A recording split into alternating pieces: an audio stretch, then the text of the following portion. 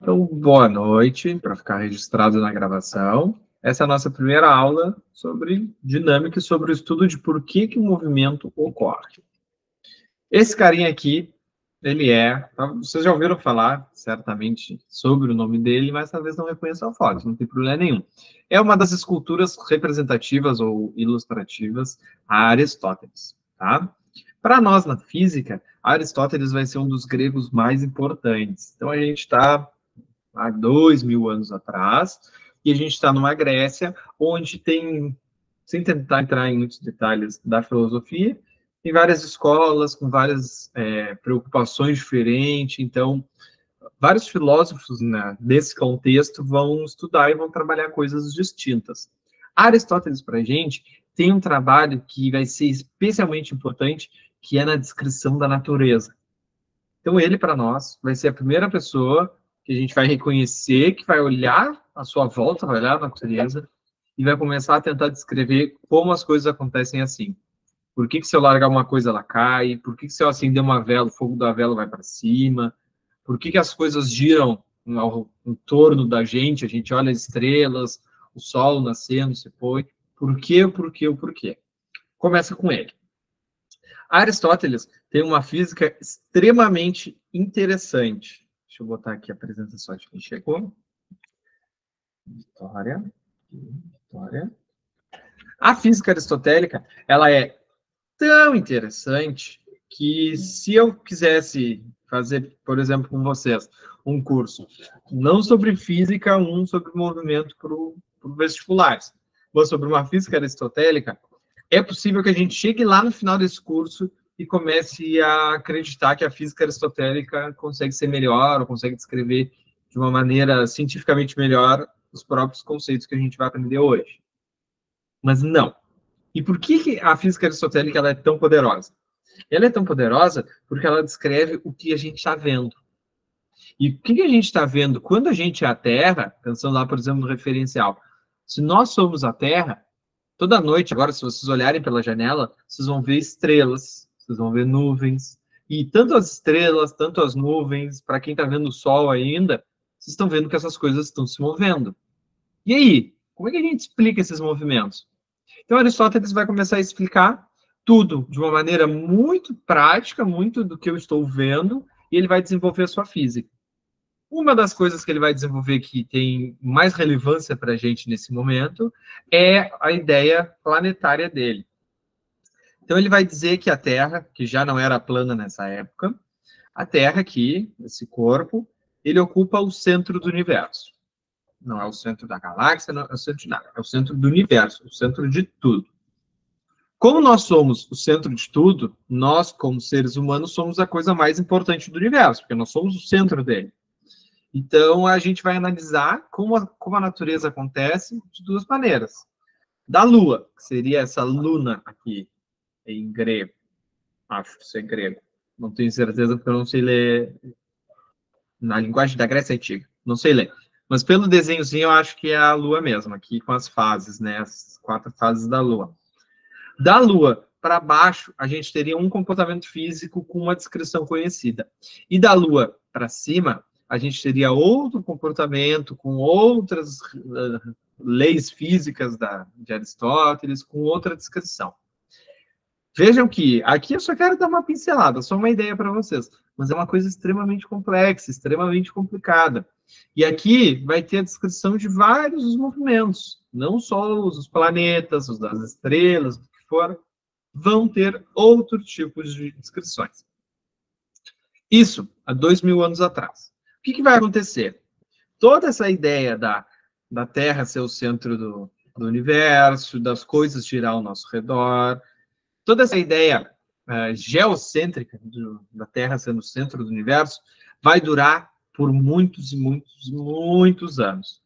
Proporcionalmente, como é que posso dizer? Proporcionalmente, nós vivemos muito mais décadas com essa física, com essa descrição da natureza, do que com a descrição moderna que a gente tem já depois de descoberta, um pensamento científico, já depois de toda essa análise. Deixa eu arrumar aqui na chamada. Essa. Então, sem entrar em muitos detalhes, porque esse assunto é super legal, mas vocês vão acabar vendo em outras matérias. A gente vai avançar, historicamente a gente entra em num outro momento, onde existe uma força muito forte, uma influência muito expressiva da religiosidade dentro da política, e toda essa ideia da Terra ser o centro do universo reforça a importância do ser humano. Então, esse monte de pontinhos dentro da minha rede, cada nozinho dentro da minha teia da aranha, vai formar uma física parecida com isso, que vai durar muitos e muitos anos.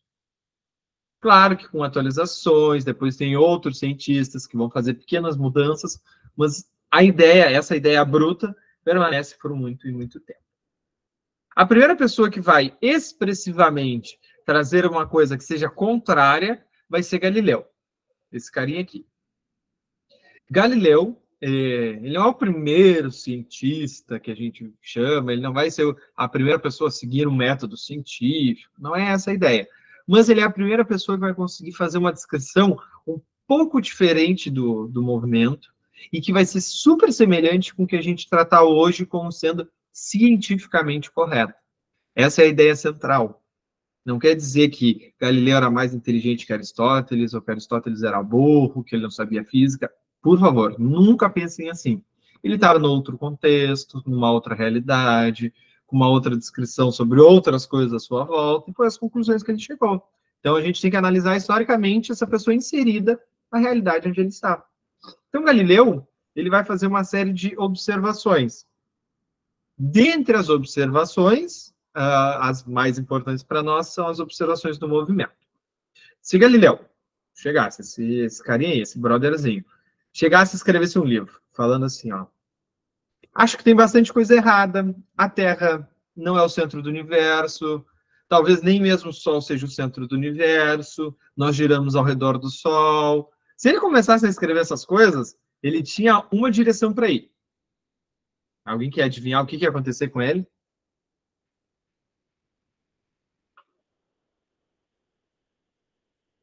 Deixa eu tirar aqui que tá bem... com todo respeito, mas ele ia ir de arrasta para cima, tá?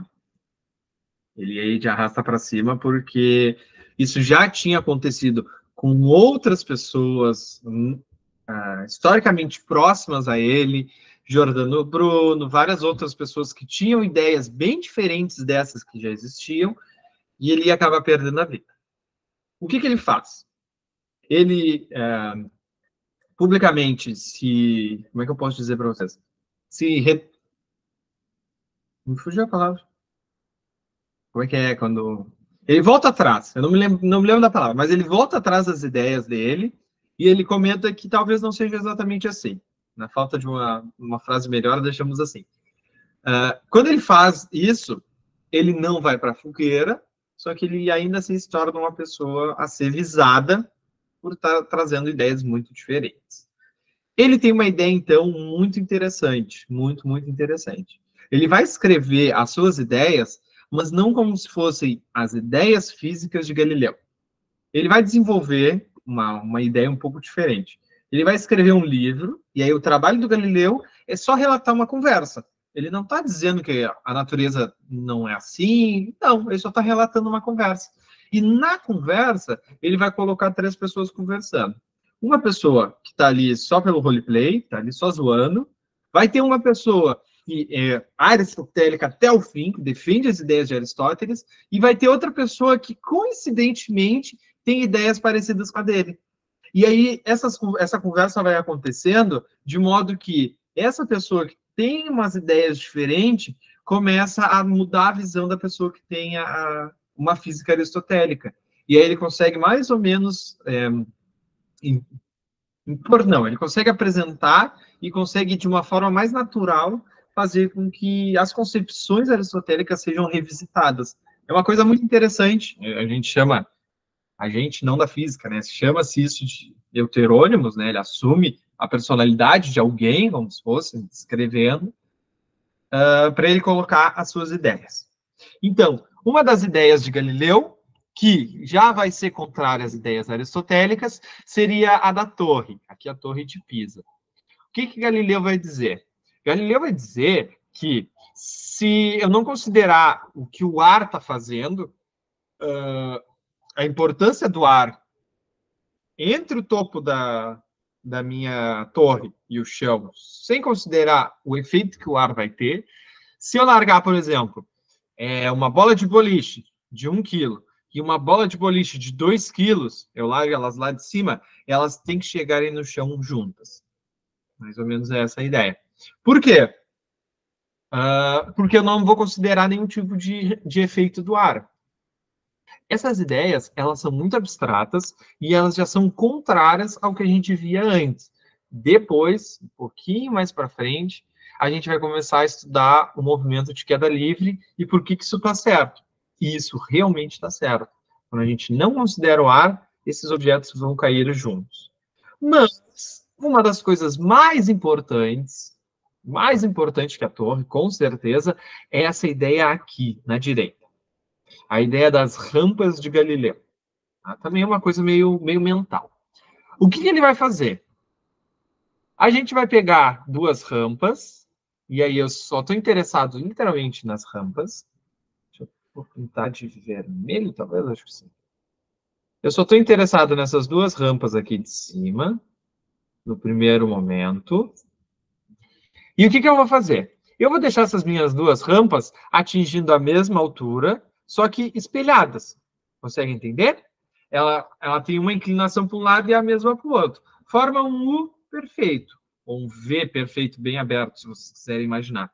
Um V perfeito bem aberto. Quando eu largo a minha bolinha de um lado dessa rampa, a minha bolinha desce rolando, chega aqui embaixo, sobe e atinge a mesma altura. Professor, mas na vida real não sei o que, não sei o que. Depois a gente chega lá. Mas, se ele não chegar exatamente na mesma altura, ele vai chegar bem próximo disso. Para Galileu, ele vai concluir que eles chegariam à mesma altura se a gente não considerar de novo o que o ar está atrapalhando e o que essas coisas da natureza estão atrapalhando do movimento perfeitinho.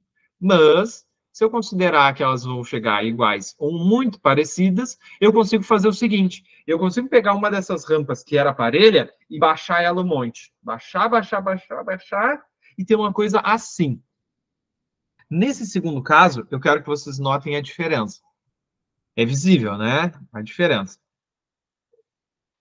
Do começo da rampa até a parte mais embaixo, eu tenho um espacinho pequenininho. Por quê? Porque essa rampa é muito íngreme. Pensem que isso é uma rua da cidade de vocês. Essa rua é muito íngreme. Depois que chega aqui embaixo, eu faço uma segunda parte, só que com uma rua bem pouco íngreme, com uma pouca inclinação, uma inclinação bem baixinha. O que Galileu vai dizer? E olhem que sacada maluca. Ele vai dizer o seguinte: tá, no momento que eu pego essa segunda rampa e baixo ela, eu tenho certeza que a minha bolinha ela tem que chegar na mesma altura. Então, talvez ela acabe andando mais. Olha só, se a gente pensa só na bolinha, a trajetória que ela faz, ela anda mais. Só que ela ainda chega na mesma altura. Vocês concordam comigo? E aí, qual seria a próxima ideia? Se, quando elas são iguaizinhas, elas chegam à mesma altura. Se eu baixo uma das rampas, elas chegam à mesma altura andando mais, o que acontece se eu pegar a segunda rampa e baixar no nível do chão? E ele faz isso aqui com a bolinha. Quando é que essa bolinha vai parar de andar?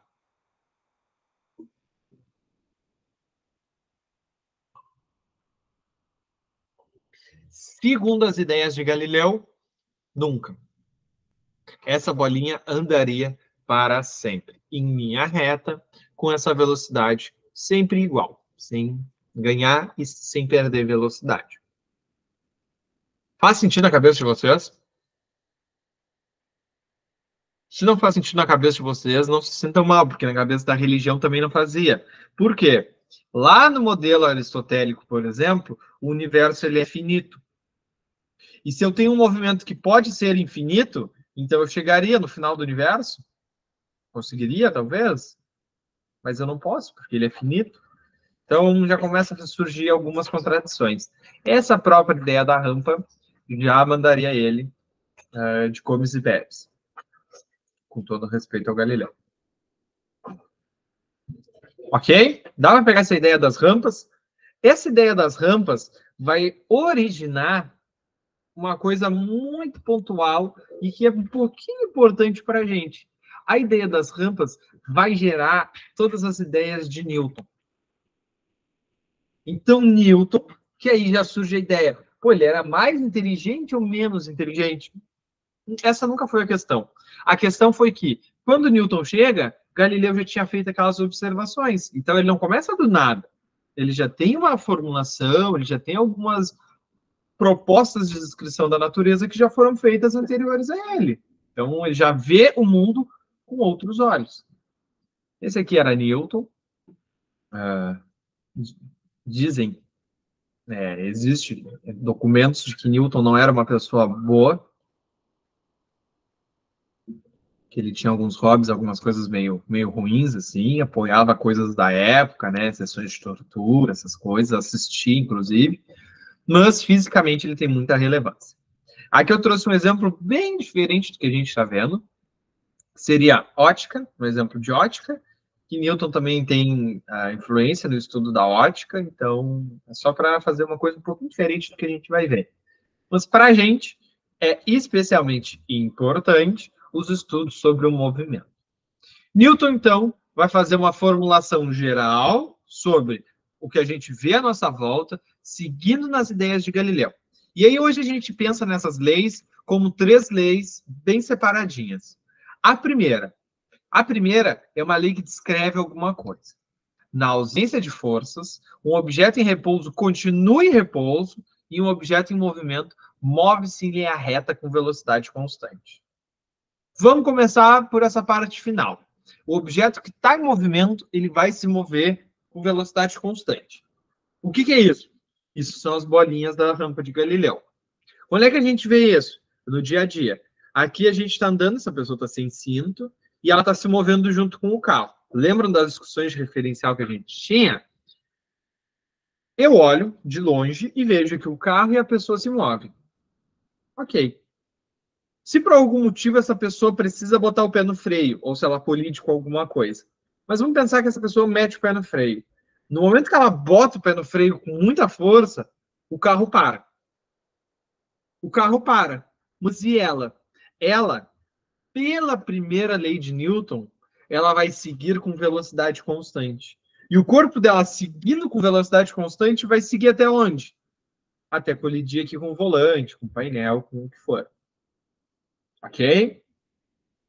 Segundo caso. Essas são as formas mais complicadas, tá? Segundo caso. Eu estou andando, estou de carro com um micro-ondas aqui em cima. Uma TV, sei lá o que é isso. É um forno, pode ser qualquer coisa. Vamos dizer que é uma TV. E aí a TV em cima do carro, ela não está bem firme. Mas eu estou andando com ela, eu estou me movendo. Estou andando. E a minha TV, eu olho para o carro e o de carro está andando também, porque a gente anda junto. No momento que o carro para, pela primeira lei de Newton, é natural que a gente pense que a TV siga se movendo com velocidade constante. Então eu paro, mas a TV segue se movendo. Aí vai seguir andando, vai cair, vai quebrar, enfim, vai acontecer várias coisas aí no meio. Faz sentido para vocês essa ideia de movimento? É meio contraintuitivo, né? Não é uma coisa tão real, assim, tão natural da gente concluir olhando para a nossa volta.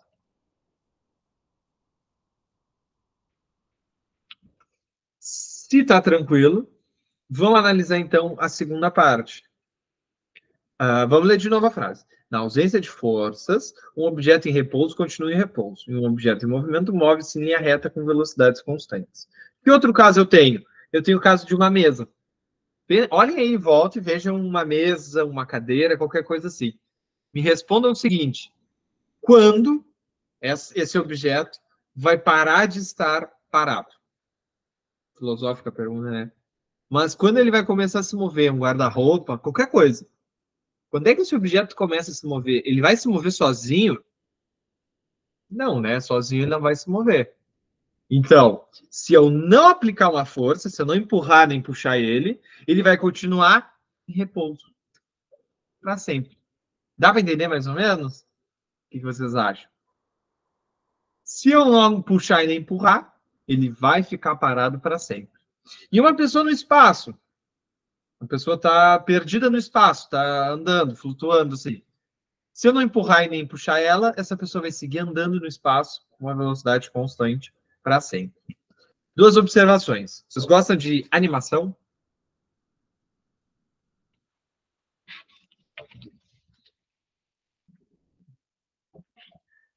Sim, sim. Tu não gosta? Eu não gosto muito, tá? Eu não gosto muito de animação. Mas eu vou sugerir para vocês uma animação para quem já tem idade suficiente, segundo a faixa etária indicada, que eu não tenho nem ideia de quanto seja. Mas essa série da Netflix, Love, Death and Robots. Antigamente era Love, Death plus Robots. Tanto faz. É uma série da Netflix. De repente dá para achar em algum outro lugar, que eu não vou saber exatamente o que falar agora. Depois, no final da aula, a gente pode conversar, ver se tem em outro lugar. Mas tem um episódio da primeira temporada, que se vocês gostarem de animação e estiverem dispostos a ver, é sobre isso daqui. A pessoa está trabalhando numa estação espacial, acontece um acidente e essa pessoa solta, exatamente esse print aqui, e a pessoa solta daquele lugar, solta da nave espacial, da estação espacial, do que está ali. E o corpo dessa pessoa começa a voar, se afastando da nave com uma velocidade constante. E Newton vai me dizer o seguinte: vai voar em linha reta com essa velocidade para sempre. E o que essa pessoa faz para conseguir sair dali viva? Não dá para nadar, não tem ar, não tem nada. Assistam o episódio. Vocês abrem a série, que vou só dar uma lida nos nomes dos episódios, vocês já vão ver qual se trata. Tem outro filme também, para quem gosta da Sandra Bullock. A Sandra Bullock, para mim, é bem melhor que animações, mesmo que essa comparação não faça sentido nenhum. Mas tem o filme da Sandra Bullock, que é o Gravidade, que tem uma temática parecida também. Mesma ideia. Ok? Fechou? Se não tem forças, ou o cara fica parado, ou ele anda para sempre. Os 2 casos possíveis. O que é essa maldita dessa força? Bom, força, vocês já devem imaginar. É eu puxar, é eu empurrar, é eu agir de alguma maneira sobre outro corpo. Quem vai me descrever o que é a força de fato é a segunda lei de Newton. Então, a primeira não tem conta, é só ideia, é só um conceito. A segunda tem continha. Olha o que diz. Quando existe força resultante diferente de zero, o corpo sofrerá uma aceleração. E essa relação é mediada pela massa do corpo. Lembra que a gente viu que era aceleração? Variação da velocidade? Então, se eu aplico uma força, eu sei que esse objeto vai ser acelerado. Por exemplo, se eu largar alguma coisa, largar um objeto, assim, uma tampinha de caneta, se eu largar, você já sabe que ela vai cair. Caiu. Se ela caiu, ela sofreu a aceleração da gravidade, então, pela segunda lei de Newton, a gente já pode pensar que tem uma força da gravidade. E realmente tem. Então, vamos ir fazendo essas associações por esse caminho. Força é igual a massa vezes aceleração. A força é mar, a força é, sei lá, meu amor, tem um monte dessas maneiras assim da gente tentar gravar as formuletas. Fiquem à vontade para procurar essas coisas aí. Mas a força é massa vezes aceleração. E a gente tem esses casos aqui. Olhem só, são todas interpretações que a gente tira daquela formuleta. Vamos olhar primeiro esse do carro. Primeiro esse aqui, para quem tem toque, me desculpe. Primeiro essa figura da direita. A gente tem uma pessoa empurrando um carro. Vamos dizer que esse carro tem, sei lá, 1.000 quilos. 1 tonelada tem esse carro. Se uma pessoa está empurrando, uma pessoa está aplicando força. E aí vai surgir uma aceleração pequenininha. Se 2 pessoas estão empurrando, vamos dizer que elas aplicam a mesma força, elas duplicam a força e elas duplicam a aceleração. Se tem 3 pessoas empurrando, elas triplicam a força e triplicam a aceleração. É isso que diz a segunda lei de Newton. A força é proporcional à aceleração. Quanto maior a força que eu aplicar, maior a aceleração. Ok? Esse exemplo do carro é essa mesma figura bem da esquerda. Olhem que o bloco azul, nessas 3 da esquerda, ele é todo do mesmo tamanho. E quando eu aplico forças diferentes, o meu F é esse vermelho. Quando eu aplico forças diferentes, a aceleração também é diferente. Quanto maior a força, maior a aceleração. Agora, olhem esse caso do meio. Seria esse daqui. A gente tem blocos de tamanho diferente. E o que está acontecendo aqui? Eu estou aplicando a mesma força e eu estou tendo acelerações distintas. Se o bloco é miudinho, eu aplico a força e ele acelera um monte. Imaginem que vocês fazem muita força para empurrar uma cadeira. Essa cadeira vai acelerar muito. Agora, vocês aplicam a mesma força para empurrar uma geladeira. Ela até pode andar e pode acelerar, mas menos que no anterior. Agora, vocês aplicam a mesma força para empurrar um guarda-roupa. Bom, ele pode se mover também, não tem problema. Só que a aceleração vai ser menor. Ok? São todas interpretações que a gente tira dentro da segunda lei de Newton. A gente olha para eles e começa a concluir coisas distintas. Beleza? Essa é a segunda lei de Newton. Pessoal, a segunda lei de Newton, ela é problemática. Por que ela é problemática? Porque a força ela vai ser sempre massa vezes aceleração. Sim, a força vai ser sempre isso daí. Só que eu posso ter vários e vários casos diferentes. E posso ter forças especiais que não necessariamente se comportam assim. Ah, mas essas forças gerarão uma aceleração? Sim.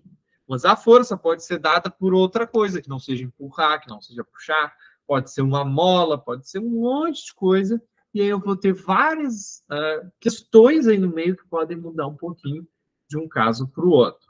Mas, em geral, a gente vai recair em coisas assim. E isso aqui descreve quase tudo que a gente olhar à nossa volta. Essa força aqui. Fechados na segunda lei de Newton? Na aula que vem a gente segue falando só dela, tá? A aula que vem é só sobre a segunda lei de Newton. E o que mais a gente pode tirar dela? Outros tipos de força, tudo mais. Agora, a gente vai para a terceira lei de Newton. Terceira e última lei de Newton. A terceira lei de Newton, ela é parecida com a primeira, porque ela também não tem continha. É a gente analisar e concluir alguma coisa sobre o que está acontecendo. Vamos lá. A terceira lei de Newton diz o seguinte: quando um objeto A exerce uma força sobre o objeto B, este também exerce sobre A uma força de mesmo módulo, direção e sentidos contrários. Ou seja, se essa pessoa aqui está sentadinha numa cadeira com rodinhas, e essa pessoa empurra a mesa, a gente esperaria que a mesa andasse, porque eu estou empurrando a mesa. Mas e como é que eu ando? Por quê? Eu empurrei a mesa e a mesa me empurrou da mesma forma. Essa é a terceira lei de Newton. Vamos lembrar o seguinte: essa força ela não precisa que seja uma pessoa pensante para fazer. Não tem que eu empurrar para isso acontecer. Não. Essas forças surgem naturalmente na interação. Se a pessoa aplica uma força empurrando a mesa aplica uma força empurrando a pessoa. Se aqui a pessoa que está nadando, meu sistema é essa pessoa aqui. Essa pessoa ela quer impulso para nadar. Então ela empurra com os pés dela a parede, e no momento que ela empurra a parede empurra ela. E ela consegue sair nadando pela terceira lei de Newton. Faz sentido na cabeça de vocês? Pensem um pouquinho. É meio maluco, né? A terceira lei de Newton ela é meio estranha. Diga. Isso faz todo sentido, né? Tá. Mas isso também vai depender do tamanho, do peso do objeto que a gente estiver empurrando, né? Tipo, a parede é óbvio que a gente não vai empurrar a parede, né? A parede vai empurrar a gente. Mas se a gente se apoiar em alguma coisa muito leve, a gente não vai empurrar essa coisa e a gente não vai para frente, né?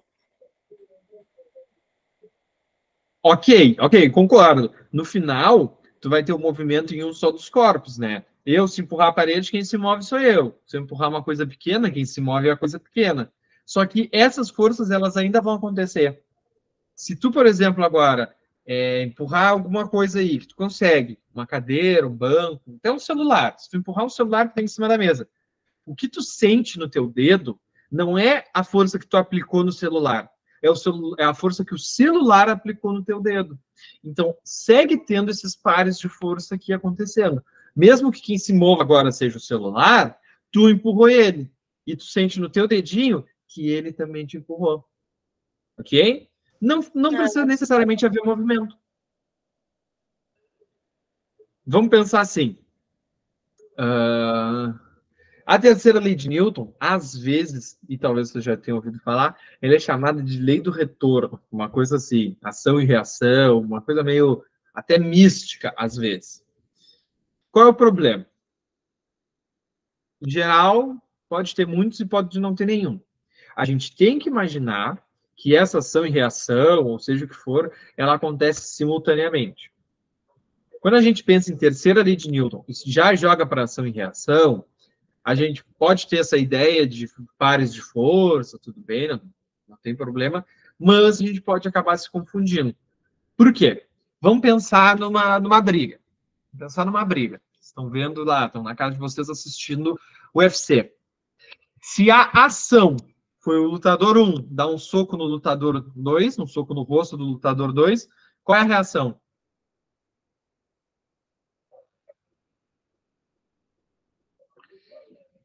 Ele levar outro soco?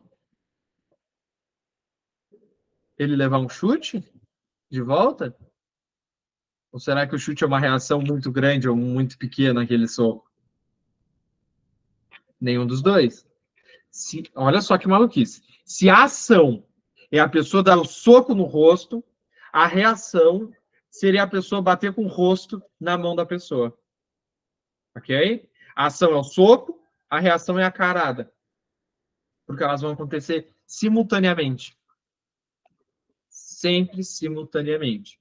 Então, a terceira lei de Newton, ou a ação e reação, cientificamente, ela não tem nada a ver com karma, com nada do tipo. Ah, então eu dei um soco, depois eu vou levar outro soco.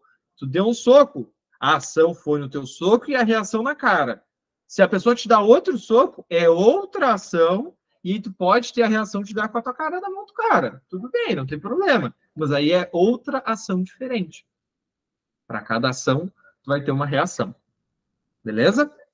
Para mim, esse é o problema de chamar a terceira lei de Newton de ação e reação. Não tem problema assim, se vocês entendem o que está acontecendo de verdade. Mas às vezes a gente só faz uma construção meio estranha, chamar por esse nome pode mais nos confundir do que nos atrapalhar.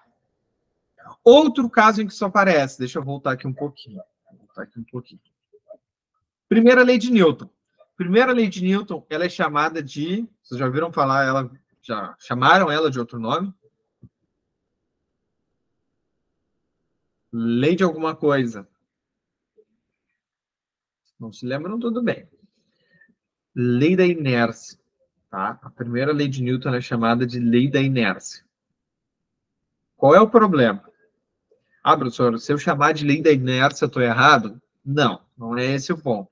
O problema é que, se vocês souberem que a primeira lei de Newton é a lei da inércia, e se vocês souberem que a lei da inércia é a primeira lei de Newton e nada mais, vocês não têm nada. Vocês não sabem o que é a primeira lei de Newton e vocês não sabem o que é a lei da inércia.